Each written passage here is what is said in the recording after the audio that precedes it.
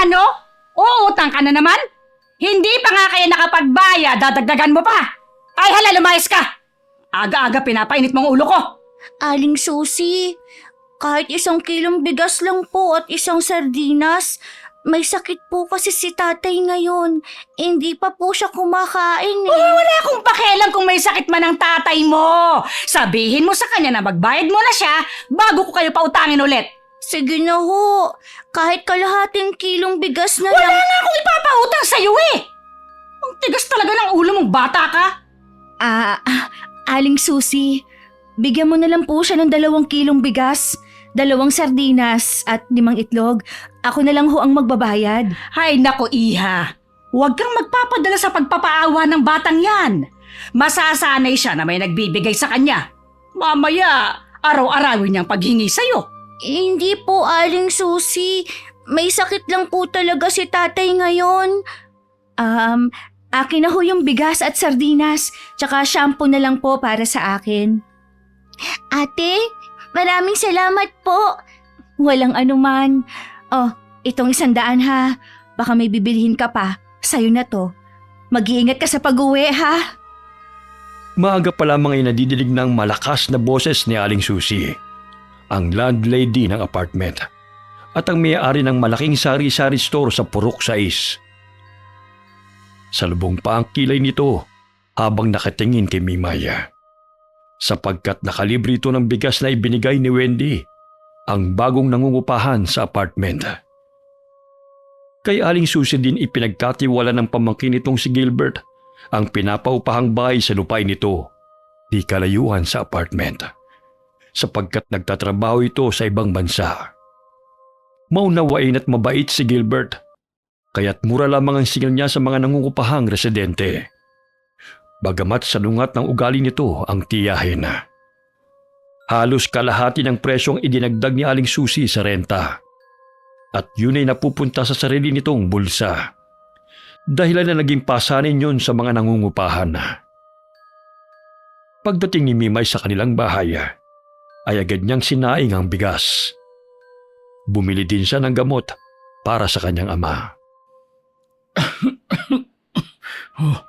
Anak, mabuti naman nakautang ka kay Aling Susi.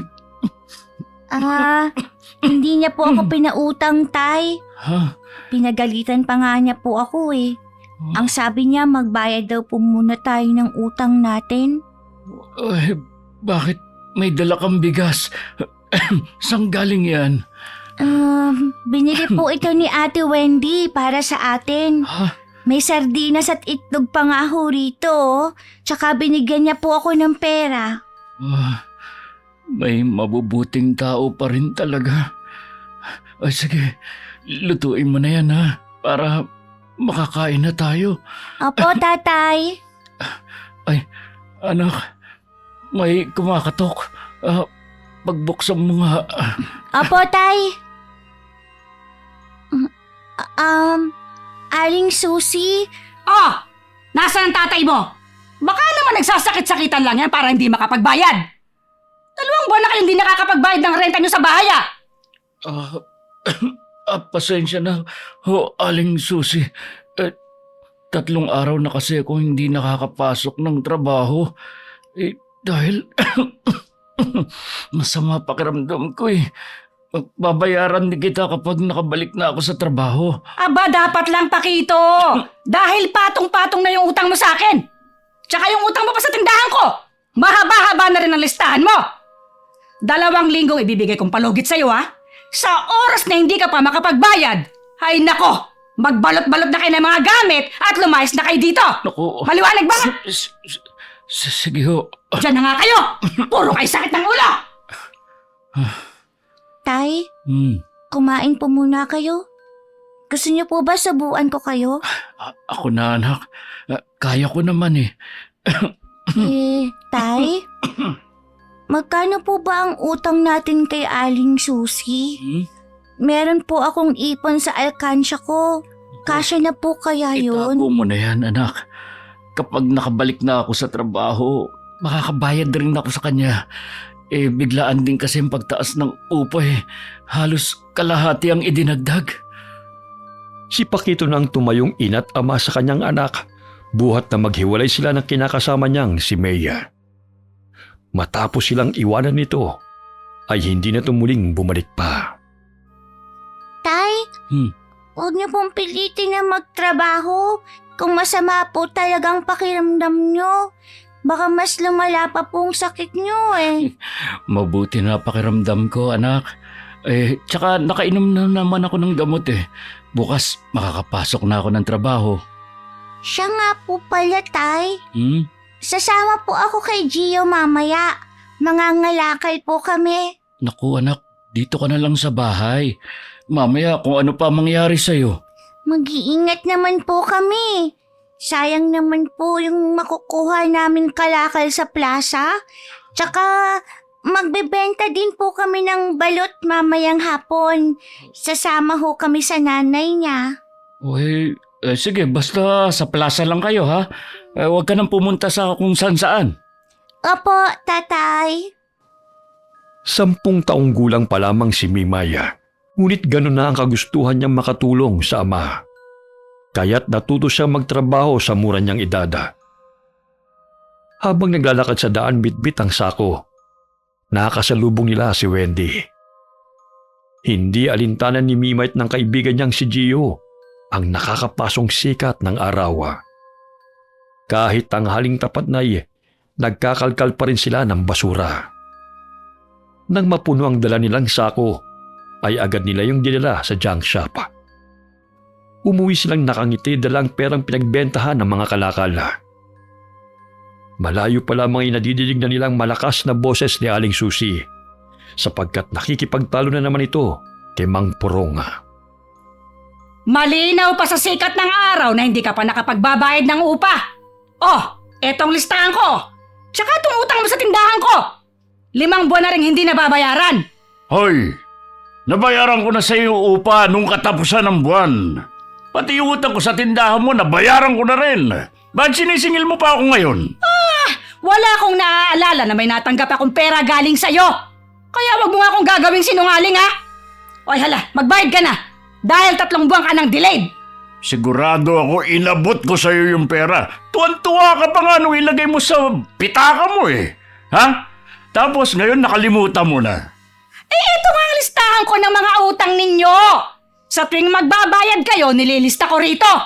Magpapalusot ka pa talaga? Nagsasabi ako ng totoo. Alalahanin mo ng mabuti, Susi ha. Dahil mahirap kita ng pera. Tapos sasabihin mong wala akong iniabot sa'yo? Etong garapon. Araw-araw ko nilalagyan nito na 50. Dahil dito ko iniipon ng pambayad sa upa ng bahay. Lahat ng laman nito, ibinigay ko na sa'yo nung katapusan ng buwan. Basta! Wala akong natanggap mula sa'yo. Kung hindi ka makapagbabayad sa susunod na linggo, lumayas na kayo, Purong. Dahil pauupahan ko ang bahay na ito sa iba. Diyan ka na nga. Iisahan mo pa ako. Napaupo na lamang si Mang Purong sa silya sa labas ng kanilang bahay. Natutulala pa ito habang tinitignan ng walang laman na garapon. Ilang sandali pa'y nilapitan siya ni Mimay at kinausap. Mang Purong, sa'yo na lang po itong pera ko. Ha? 100 ang kinita ko sa pagbebenta ng kalakal. Boy, napakabait mo talagang bata. Pero makas kailangan mo yan. Napakasalbahay kasi nitong si Susi. Nakapagbayad na ako ng renta. At utang ko doon sa tindahan. Sinisingil pa rin ako. Kaya sa susunod, kailangan na may listahan na tayong papipirmahan sa kanya para hindi niya tayo maiisahan. Sobrang garapal talaga ng babaeng yun. Paano na po yan? Sisipagan ko na lang ang pagtitinda ng fishball at sa malamig sa umaga't gabi. Nang sa gayon, makahanap ako ng ibang paupahang bahay dahil hindi ko na kaya ang ugali ng babaeng yun. Iniwan ni Mimay si Mang Purong na malungkot. Kaya't pagdating niya ng bahay, ay agad siyang kumuha ng kwaderno na hindi na niya ginagamit. Tay, kung sakali po na magbabayad po kayo kay Aling Susi ng utang at renta natin dito sa bahay, kailangan isulat mo po rito yung petsa at dapat po malagdaan niya ha. Bakit naman? Kasi po kanina, naabutan ko, nag-aaway si Mang Purong at si Aling Susi nung napadaan ako. Sinabi po ni Aling Susi na hindi pa po nakapagbayad si Mang Purong ng renta. Pero po, nakapagbayad naman daw po siya sabi po ni Mang Purong. Ay naku, umiral na naman ang pagiging garapal niya. Napapadalas na yata ang pagiging makakalimutin niya. Bakit po, Tay? Ginawa rin ba niya yun sa'yo? Hindi pa naman. Pero yun ang usap-usapan ng mga tao rito eh. Naniningil pa rin siya kahit na nakapagbayad na sa tindahan niya. Tay, Hmm. ito po ang inipon kong pera mula sa kalakal. Ha? Sa'yo na po to. Idagdag niyo po pambayad sa utang natin. Itago mo na lang yan, anak. Di ba ibibili mo pa yan ng mga gamit mo sa eskwela? May malapit na ang pasukan eh. Magtitinda pa naman po ako ng balot at mani sa plaza, Tay. Kaya makakaipon pa po ako. Tingnan niyo, punong-puno na ang bote ng soft drinks. Ang bigat na nga eh. Ay, pasensya ka na anak ha. Imbis na naglalaro ka pa, heto ka, gumagawa ng paraan para makagkapera. Masaya naman po ako mga lakal at sumama kina Gio sa pagtitinda. Basta, huwag ka lang masyadong lumayo kina Gio at Marisa ha. Opo, dyan lang naman po kami sa may tapat ng simbahan nagtitinda eh. Parang may tao sa labas ah. Si Gio na po yun. Sinusundo na yata ako. Kakauwi mo pa lang eh, aalis ka na naman. Kukunin pa po kasi namin ang balot at mani. Sasama po ako sa kanila. Gabi-gabing sumasama si Mimay sa kanyang kaibigan upang magtinda ng balot sa plaza o di kaya sa tapat ng simbahan. Nag-iipon siya ng pera at ibinibigay niya yon sa kanyang ama. Tingnan niyo! Marami na akong naipon na tig-50 mula sa pagtitinda namin ni Gio ng balot at pangangalakal. Ha? Sa inyo na po ito. Ako anak, sa'yo yan. Dahil nakabalik na ako sa trabaho, huminto ka na sa pagtitinda mo ng balot. Naku, Tay, sayang naman po. Mabilis po kasing nauubos ang paninda namin kapag magkasama po kami ni Gio. Ito po ang naipon ko. Umabot na po ng 600. May pambayad na po tayo sa tindahan ni Aling Susi. Hindi anak, ako na magbabayad sa kanya bukas. Sahod ko naman eh. Sige na po, Tay. Tanggapin niyo na po ito. O kaya ako na po magbabayad sa kanya. Sige na nga, ang kulit-kulit mo eh. Kinabukasan, magkasamang tinungo na mag-ama ang tindahan ni Aling Susi. Dala-dala pa ni Mimay ang kwaderno at ballpen. Huwag niyo sabihin na uutang na naman kayo. Hanggat hindi kayo nagbabayad, hindi ko kayo pauutangin. Ano po kasi? Tapos 1,000 ng listahan niyo dito, Opo, hindi po kami uutang, Aling Susing. Nandito po kami para magbayad. Di mabutit na alala niyo pang makapagbayad. Akala ko nakalimutan niyo na eh. Hindi po. Ito po yung bayad sa renta. At saka sa utang na rin namin dito sa tindahan. Bagalante kayo ngayon ha. Bango-bango talaga ng pera. Siya sige. Makakaalis na kayo. Sandali lang po, Aling Susi. Pwede po bang lagdaan niyo po ito? Ano yan? Pruweba po na nakapagbayad kami sa inyo. Baka po kasi malimutan niyo na naman po. Tapos sisingilin niyo po kami ulit. Katulad Ang ibig po sabihin ni Mimay, para po hindi ko makalimutan kung kailan ako nakapagbayad sa inyo. Ang dami mo pang arte. Akin na nga yan. Napaismid pa ang landlady dahil mas sigurista pa kaysa sa kanya ang batang si Mimay. Pagkalabas nila ng tindahan ay nakasalubong nila si Mang Purong at ang 2 anak nito bit-bit ang mga gamit. Mang Purong, saan po kayo pupunta? Ay, aalis na kami rito, iha. Hindi ko na masikmura ugali ng namamahala rito. Hoy! Hindi naman kayo palalayasin kung nagbabayad kayo ng tama! O pa talaga ang gagawin mo sinungaling, ha? May araw ka rin, Susi. Hindi sa lahat ng oras aayon sa iyong panahon. Sakim ka at wala kang awa. Hoy! Huwag mo akong pagbantaan, ha? Ikaw pa nga itong may utang sa akin, pero ikaw pa tong galit. Kung magpapadala ako sa paaawa ninyo, abay malulugi naman ang negosyo ko. Pasalamat nga kayo dahil pinatira pa kayo nung sa lupa ng pamangking ko ng libre. Namihasa naman kayo. Kay Gilbert, kahit kailan, hindi kami nagkaproblema nang siya pang namamahala sa paupahan. Pero ikaw, halos sagarin mo na ang bulsa namin dahil mukha kang pera. Namumula sa galit si Mang Purong habang nakatingin kay Aling Susi na nooy nagbibilang ng pera. Tumayo ito at nilapitan ng matandang lalaki habang dinuduro-duro si Mang Purong. Ang kapal ng mukha mong pagsabihan ako ng ganyan, Purong! Ginagawa ko lang ang trabaho kong singilin kayo dahil ang kukunat nyo! Hindi lang ako ang ginawa mo ng ganito. Maging ang ibang nangungupahan sa'yo, nagre-reklamo na eh. Ikaw lang naman ang reklamador? Tapos mandadamay ka pa? Tama na ho yan, Aling Susi. Aalis na nga ho sila eh. Ay, nako! Huwag nung tutularan ng matandang yan, ha? Sinungaling na, tuso pa! Ikaw ang sinungaling at sakim. Papanindigan kong nakapagbayad na ako sa'yo. Umalis si Mang Purong sa paupahan na mabigat ang kalooban dahil sa kasinungalingan ni Aling Susi. Nakasalubong nila si Wendy sa daan at nasaksihan ang kanilang pagtatalo. Mang Purong, saan na po kayo titira ngayon? Siguro sa ilalim ng tulay na muna, iha. Hanggat hindi pa kami nakakahanap ng ibang malilipatan. Napakasinungaling kasi ng babaeng yun.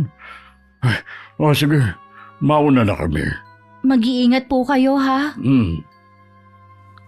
Tipid nang umiti ang matandang lalaki sa dalaga at muling naglakad palabas ng Purok 6 kasamang dalawa nitong anak.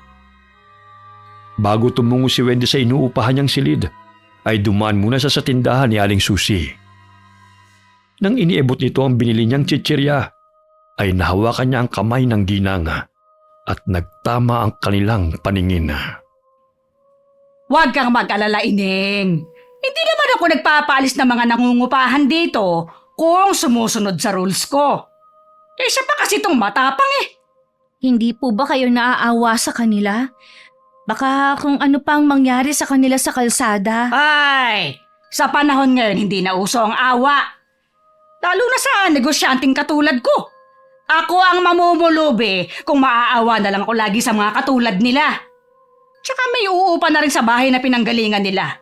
Mag-asawa na may magandang trabaho pa. Sige ho, mauna na po ako.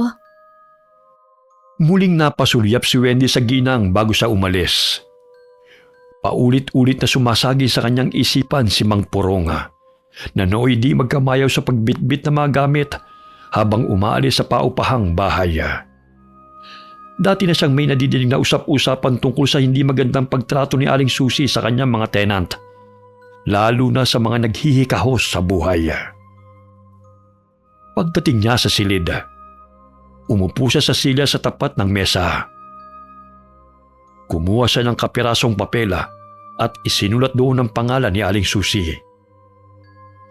Binuksan niya ang chichirya na binili niya sa tindahan at ang plastik na yun ay sinunog niya kasamang papel gamit ang kandila. Ilang sandali pumikit ang dalaga habang inaalala ang mataray na mukha ng kanilang landlady. Kinabukasan tinanghali sa pagbukas ng tindahan si Aling Susi dahil sumakit ang paa nito. Namaga dahil nagkasugat na tila ba'y kinagat ng insekto. Aling Susi, pabili nga po ng corned beef, tsaka po 1 kilong bigas. Ay, ikaw na lang ang kumuha ng corned beef. Ang sakit kasi ng paa ko. Hindi ako makalakad ng maayos. Doon sa banda sa dulo. Sige po. Aray! Oh, Ang sakit! Aray ko! Aling Susi, bakit po? Ako na po ang kukuha ng bigas. Huwag na po kayo maglakad. Aray ko! Ang sakit kapag inaapak ko ang paa ko. Kanina, hindi naman ito ganun kasakit sandali. Parang dumami na yata ang butlig sa paa ko. At mas lalo pang namaga. Nalagyan na po ba ninyo ng gamot yan? Mimay, pakikuha ng ointment ko sa ibabaw ng aparador, Mimay. Kanina maliit na butlig lang ito. Pero bakit biglaan naman ang pagdami? Ay, parang nararamdaman kong umiinit pang laman ng mga paa ko. Ito na po ang ointment. Gusto niyo po ako na magpahid sa sugat po ninyo? Ay, sige. Dahan-dahanin mo lang, ha? Aray! Ano ba? Sinabi na ngang dahan-dahanin lang eh. Dahan-dahan naman po Aray ko. Kaya lang po, pumutok po yung butlig. At ang baho po ng amoy. Ipatingin na lang po kaya ito sa doktor. Aray ko. Sakit na talaga.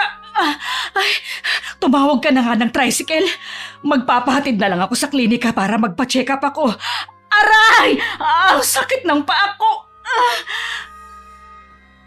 Dali-daling tumawag ng tricycle si Mimaya. Bagamat madalas siyang tinatarayan ng ginang, nag-aalala pa rin siya sa kalagayan nito. Ilang sandali dumating din ang kasambahay ni Aling Susi nang marinig siya nitong sumisigaw. Ay, Mimay, isarado mo na lang ang tindahan bago tayo pumunta sa ospital, ha? Baka mamaya nakawin pang mga paninda ko. Aray ko. Aling Susi! Nandito na po ang tricycle! Habang umiinit ang panahon ay mas lalong tumitindi ang sakit na nararamdaman ng ginang. Umuwi ng bahay si Mimay, ngunit nag-aalala pa rin siya sa kalagayan ni Aling Susi. Oh, anak. Ano nangyari sa'yo? May masakit ba sa'yo? Wala ho, tatay. Oh, Pero kay Aling Susi meron. Namamaga po kasi yung paa niya eh. Nung pinalagyan niya po ng gamot kanina, mas lalo pong bumaho. Kasi pumutok po yung mga butlig. naku. Pumunta na po sila ngayon sa ospital. Dahil hindi na po niya makayanan ng sakit. Baka naman may diabetes siya. Kaya naman, nagkaganon ang paa niya. Di ko po alam. Pero kahapon wala pa naman yun eh. Nakasalubong ko pa nga po siya sa daan nang puntahan niya si Aling Nina. Mabilis pa siya naglalakad nun. Ay, ang doktor na ang bahala sa kanya. At saka isa pa, may pera naman siyang pambili ng gamot eh. Ilang araw na hindi nakapagbukas ng tindahan si Aling Susi. Matapos nitong makalabas sa ospital ay pinayuhan siya ng doktor na magpahinga upang mabilis ang paghilom ng mga sugat at pamamaga sa kanyang paa.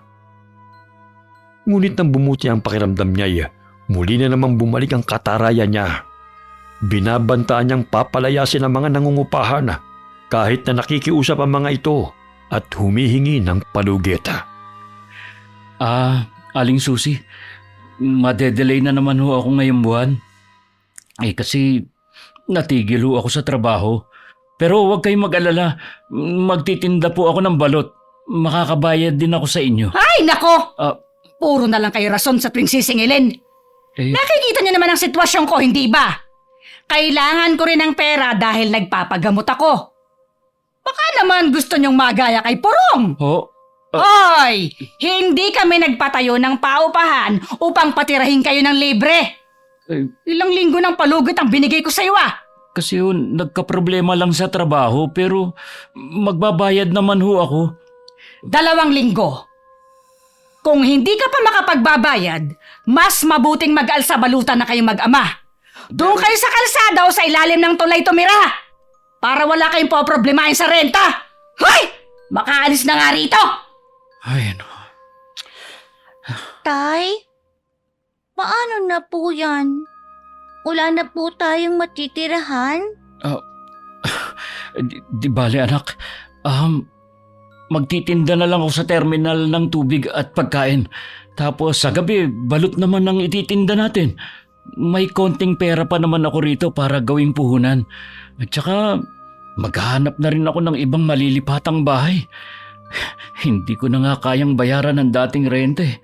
Ngayon, nagdagdag na naman si Aling Susi. Tay, doon po sa ilalim ng tulay nakatira si Namang Purong ngayon. Doon na rin kaya po tayo para hindi ka na po mahirapan sa pambayad. Minsan na ring naisip ni Pakitong sinabi ng kanyang anak sapagkat hindi sumusunod si Aling Susi sa usapan noon ng mga residente at ng totoong may-ari ng paupahan na si Gilbert. Malakas ang kutob ni Pakito na walang kaalam-alam si Gilbert sa pinaggagawa ng tiyahin nito sa biglaang pagtaas ng renta sa paupahang bahay. Saan naman kaya ako kukuha ng 3,000 kada buwan? 300 lang kinikita ko kada araw sa construction site. Tapos, nawalan pa ako ng trabaho ngayon. Ay, naku. Tay, Ha? maging sina Aling Marisa po at Gio. Lilipat na rin daw po. Hindi na nagpaawat si Aling Susi sa panggigipit sa mga taong nangungupahan na pagmamay-ari ng kanyang pamangkin. Sapagkat may balak siyang paalisin ng mga ito upang palitan ng bagong uupa at sisingilin niya ang mga tao sa malaking halaga. Isang umaga, muling nagkita sina Wendy at Mimay sa daan habang papasok ito sa trabaho. Oh, Mimay, kumusta ka na? Minsan na lang kitang nakikita ha.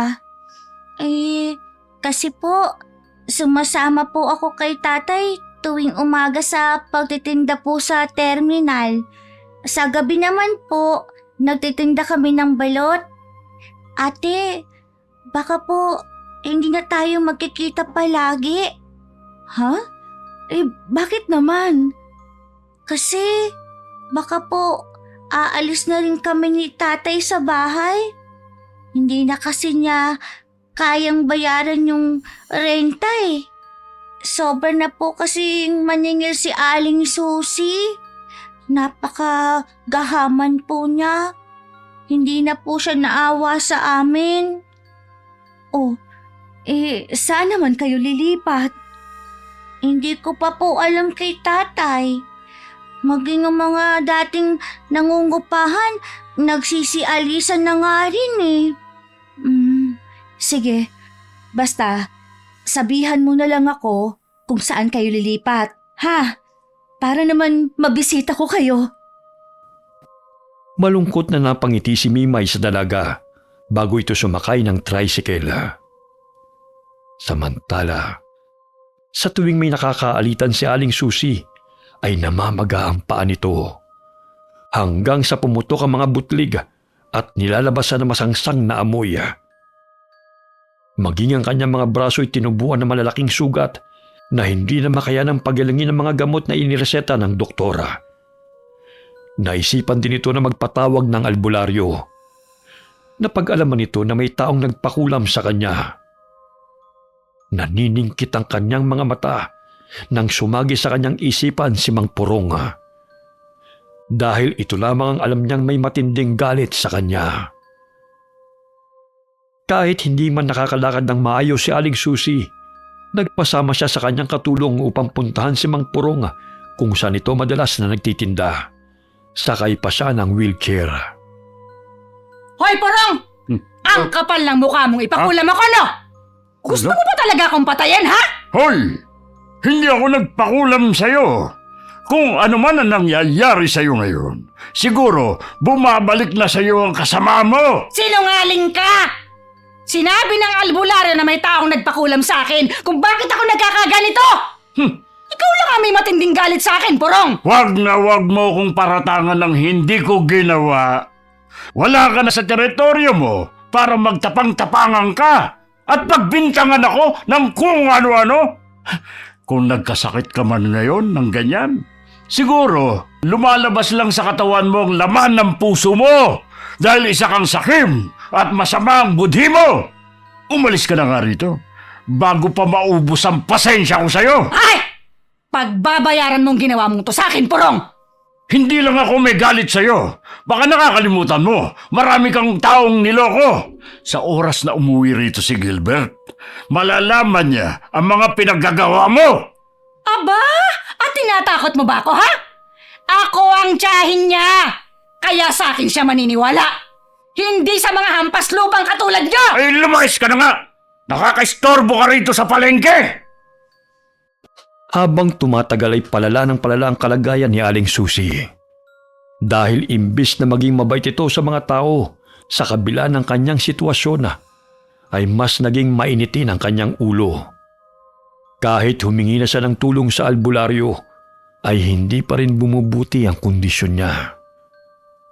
Tuluyan na siyang hindi nakalakad.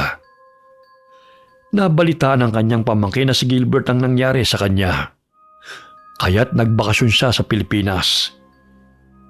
Imbis na maawa ito dahil sa sinapit ng tiyahin, ay mas naawa pa ito sa mga taong pinalayas ni Aling Susi sa kanyang lupain.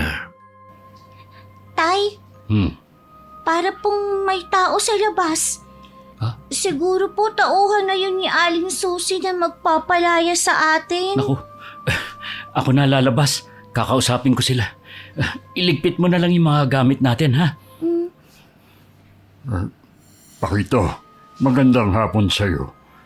Kumusta kayo ni Mimay?